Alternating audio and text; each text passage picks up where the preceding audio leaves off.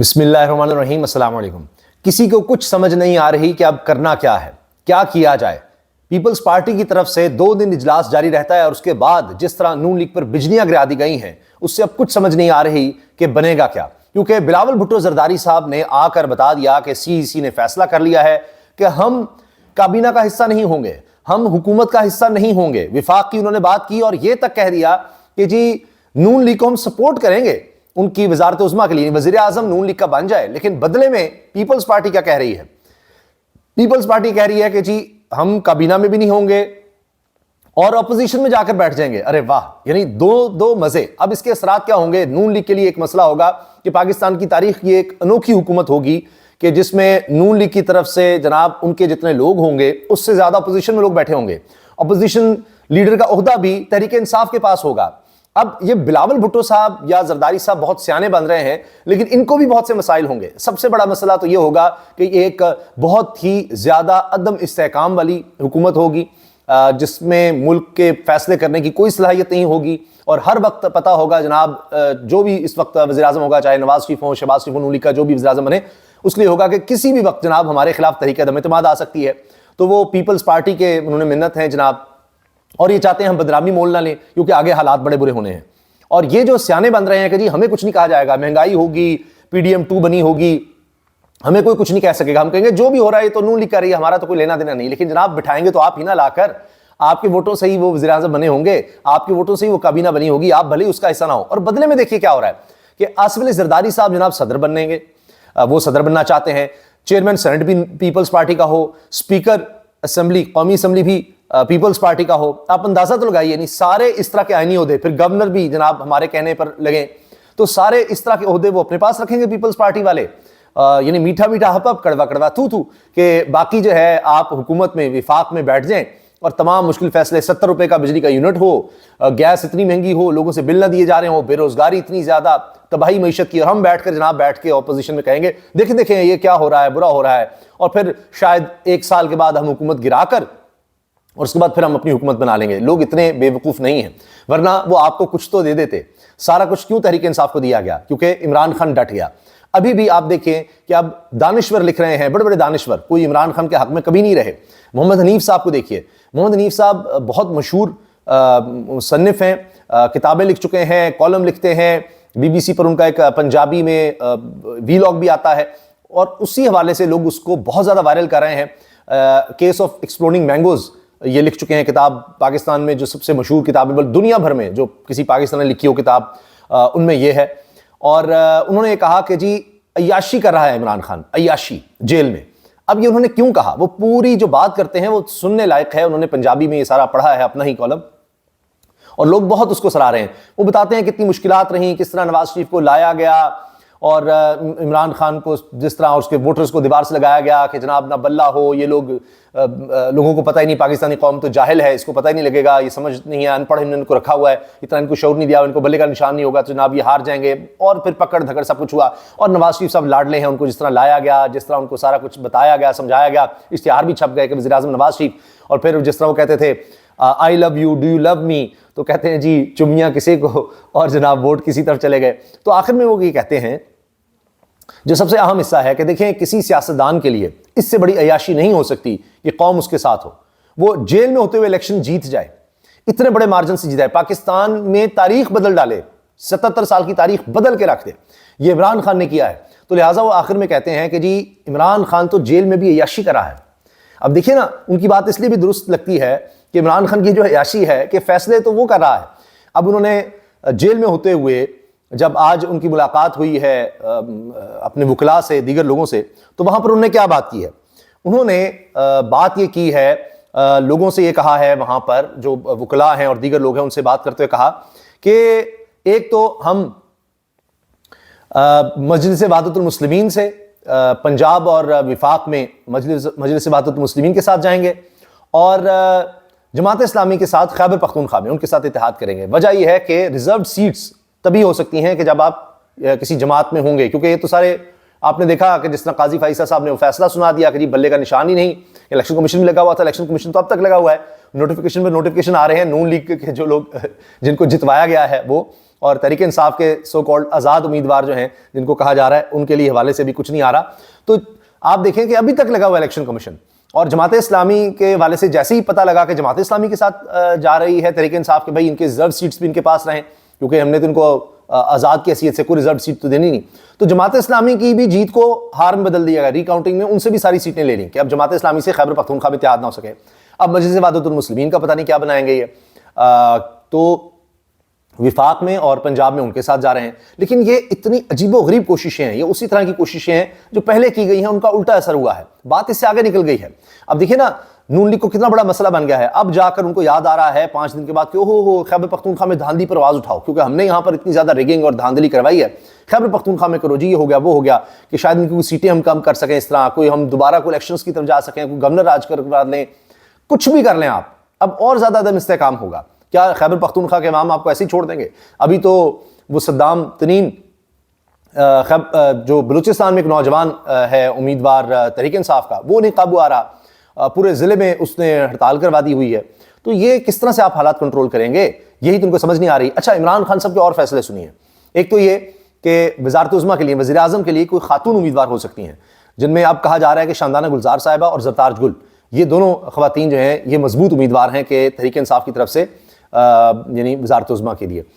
और इसके अलावा अली मीन गंडापुर, जो जिनको कहा गया है कि वो अब नामजद वज़ीर आला हैं खैबर पख्तूनख्वा के लिए, वो बहुत दिलचस्प है। इस पर तो हम कोशिश करेंगे अगली वीडियो में तफसील से बात करें कि अली मीन गंडापुर का नाम आते ही कि जी इमरान खान ने उनको नामजद कर दिया है, तो मुखालिफिन में आग लगी तहरीक इंसाफ के, ओह ये क्या हो गया है। अब वो कोशिश कर रहे हैं तहरीक इंसाफ में फूट डाल सके, जिसका कोई इम्कान नजर नहीं आता कि जी ये देखें ये अली मीन गंडापुर को क्यों बना दिया, ये है वो है। भाई बात ये है कि अली मीन गंडापुर के बारे में इमरान खान खुद कहते हैं कि वो मुश्किल वक्त में मेरे साथ खड़ा रहा, क्या केसेस उसने बर्दाश्त किए, क्या क्या हुआ। फिर वो कह चुके हैं कि जब मैं कंटेनर पर धरने के दौरान था तो शेलिंग हुई, 3 लोग शहीद हो गए, बहुत कम लोग रह गए थे, तो अली मीन गंडापुर मैंने जब ऊपर जाकर देखा तब भी वहां पर था।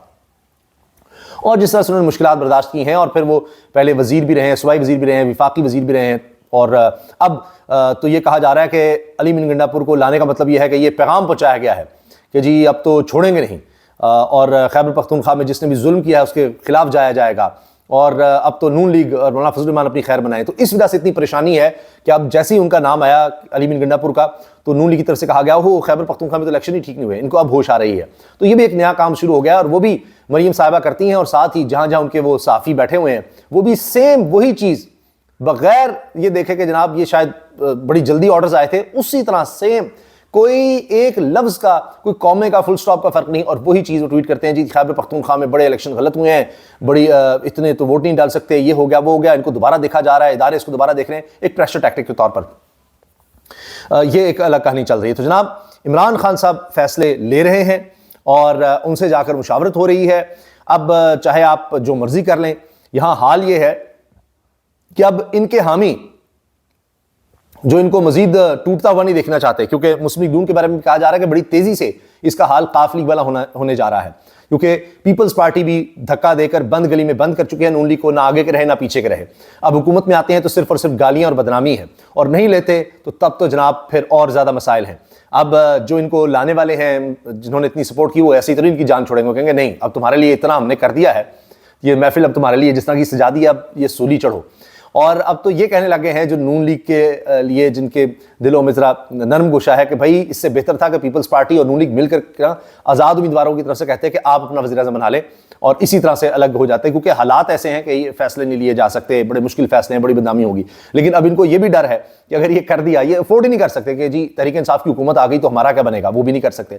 तो ये बड़े बुरी तरह फंस गए हैं, और पीपल्स पार्टी अगर ये समझती है कि उनके हिस्से में बदनामी नहीं आएगी, तो नहीं जनाब, ऐसा नहीं होगा कि आप जनाब सारे ओहदे भी लेकर बैठे हों और मजे भी कर रहे हों, सारे इकट्ठे भी हों। जिन नवाज शरीफ को कहते थे लाडला है, फलां है, उसको आप वज़ीर आज़म भी बना दे उसकी पार्टी का, जिन्होंने कहते हैं जी बड़े मुश्किल थे, मैंडेट चोरी हुआ है, इलेक्शन फ्री एंड फेयर नहीं थे, और लेवल प्लेइंग फील्ड नहीं थी, लेकिन अब उनकी हुकूमत भी बनवा दें आप, और उसके बाद कहें नहीं हम तो अपोजिशन में हैं। तो लोग इसमें ना पीपल्स पार्टी को छोड़ेंगे, और नून लीग तो वैसे ही तबाह बर्बाद हो जाएगी इस तरह कि पीपल्स पार्टी बिल्कुल पीछे से हट जाएगी और सारी बदनामी इनके लिए होगी। तो इसलिए इनके लिए बड़ी मुश्किलात हैं। और फिर ऊपर से अली मीन गंडापुर का मामला, वो देखिए अब हो ये रहा है कि जी इनको किसी तरह से हम स्पेशल सीट्स ना दें, वरना इनकी सेनेट में मेजॉरिटी आ जाएगी, सदर का आगे इलेक्शन है, उसमें भी बड़े मसाइल क्रिएट हो सकते हैं।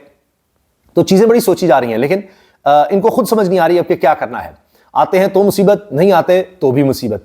तो इसलिए अब ये सारा खेल सियाने थे ना बड़े, जिन्होंने बनाया कि अच्छा तहरीक इंसाफ को नहीं लाने देना ये वो, लेकिन लोगों ने वोट डाल के इतने वोट डाले हैं कि वो सारा खेल खराब कर दिया। अब नए फॉर्म 45 बन रहे हैं, फिर सीटें छीनी जाएंगी और कुछ किया जाएगा कि जैसे नून लीग को एक सपोर्ट दी जाए कि नहीं आज़ाद उम्मीदवार भी हम तुम्हारी तरफ ले आएंगे तो हमें थोड़ी सपोर्ट मिल जाएगी।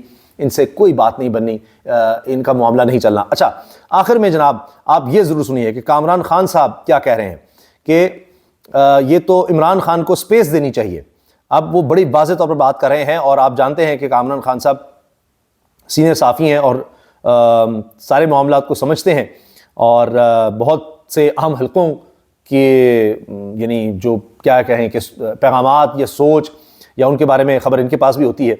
और ये कह रहे हैं कि जनाब अब नवाज और शहबाज का इक़्तिदार ये जब चाहें ज़मीबोस कर सकते हैं पीपल्स पार्टी वाले, और ये जरदारी साहब बड़े शातिर और चलाक सियासतदान हैं। लेकिन मैं आपसे अर्ज़ कर रहा हूँ कि अब लोग बड़े सियाने हो गए हैं और वो इनकी चलाकियाँ सब समझ गए हैं कि जी कर रहे हैं कि जी नून लीग आगे हो जाए, हमें कोई बुरा भला ना कहे। नहीं, ये PDM 1 वाला हाल होगा। अब जो मर्जी कर रहे हैं, जो भी ये नून लीग को सपोर्ट करके उनका वज़ीर-ए-आज़म बनाएंगे तो इसी तरह होगा। बाकी तहरीक इंसाफ ने भी इसका जवाब दे दिया है कि ये सिर्फ चलाकी और यारी है, कि बिलावल भुट्टो भी इसमें शामिल हैं, जो भी जुल्म हुआ ये सब इकट्ठे थे, PDM में इकट्ठे थे, अब भी एक दूसरे की सपोर्ट कर रहे हैं। ये सिर्फ अब ये नून लीग को ऐसे ही करने के लिए ये किया जा रहा है कि ताकि हमारी बदनामी कम हो, या बदनामी हमारी हो ही ना, हम अगली दफ़ा फिर हुकूमत बनाने की पोजीशन में हो। नहीं, इन दोनों को इकट्ठा देखा जाएगा। और इसके साथ ये भी है कि अब इस चीज़ की तो बड़ी यकीन से ये बात कही जा सकती है, इस चीज़ में तो कोई दो राय नहीं हो सकती कि जो हालात हैं इसमें अब इस्तेहकाम इस तरह से नहीं आएगा कि एक कमज़ोर हुकूमत बैठी हुई है। तो इसमें अब जाहिर है कि जो भी प्लानर्स थे उनका ये सारा प्लान फारिग हो गया है। हुकूमत इस तरह चल नहीं पाएगी।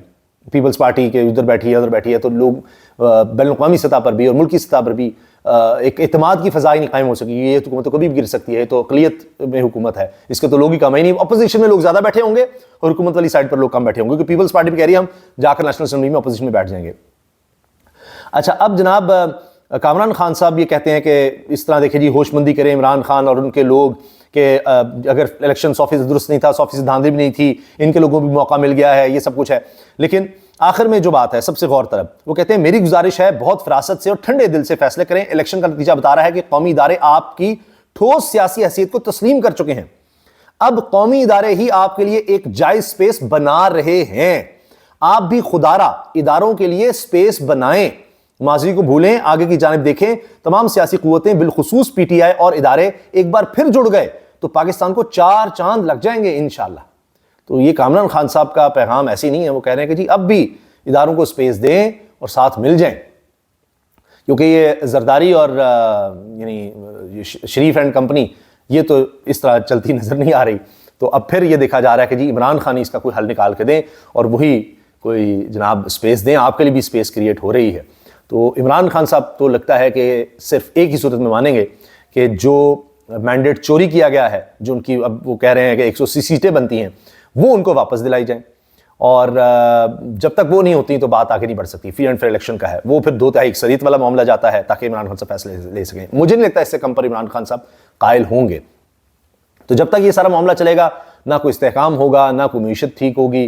बाकी जोर ज़बरदस्ती है वो पहले भी हो रही है, चलानी है, चलाते रहें। मगर एक बड़ी अहम बात कि अब आप देखिए कि अलीमा साहिबा जो हैं इमरान खान की बहन, उन पर भी केसेस हुए कि जी इंतशार फैला रही हैं, ये करें। लेकिन आज टेलीविज़न पर उनको भी दिखाया गया। फिर तहरीक इंसाफ की आज प्रेस कॉन्फ्रेंस जिसमें अली गौर थे, रऊफ हसन साहब थे और वलीद इकबाल साहब थे, ये भी बैठे हुए थे, तो तहरीक इंसाफ की प्रेस कॉन्फ्रेंस भी दिखा दी गई। तो अब चैनल्स पर भी थोड़ा बहुत ये आ रहा है मामला, क्योंकि लगता है कि समझ आ रही है कि इस तरह मामला चल नहीं सकते, तो उसकी वजह से ये सारा कुछ हो रहा है। तो बाकी देखिए क्या होता है। लेकिन मेरा तज्जिया ये है कि जब तक तहरीक इंसाफ या इमरान खान साहब से मामला तय नहीं किए जाते तो बात बन नहीं सकती, इस्तेकाम आ नहीं सकता। और ये जो भी प्लान बनाया गया था तहरीक इंसाफ को माइनस करने का, वो बिल्कुल ही पिट गया है। और अब जिस तरह हुकूमत देने की कोशिश हो रही है, नून लीग भी उस पर लेने को तैयार नहीं है। उनको भी समझ आ रही है कि हमारे बस की बात नहीं रही, ना पीपल्स पार्टी उस तरह से लेने को तैयार है, क्योंकि उनके पास भी चूँकि बैकिंग नहीं है, उतने वोट नहीं है। खुद पीपल्स पार्टी कह रही है हमारा तो चूँकि इतनी लीड नहीं है, इसलिए हम तो हुकूमत बनाने नहीं चाह रहे, यानी विफाक में नहीं आना चाह रहे। और अपोजिशन लीडर भी बिलावल साहब कह रहे हैं नहीं मैं बनना चाह रहा। तो हम बस बीच में ही रहे, ना इधर के ना उधर के, ताकि अगली दफ़ा कोई बारी हम ले सकें। ये तो ज़्यादा देर हुकूमत चलनी नहीं है, जिस तरह से सारा ये खिचड़ी पका दी गई है। तो देखते हैं जी क्या होता है, इंशाल्लाह इस हवाले से आपको अपडेट रखेंगे। अपनी राय का इज़हार कमेंट सेक्शन में ज़रूर कीजिएगा। अल्लाह हाफ़िज़।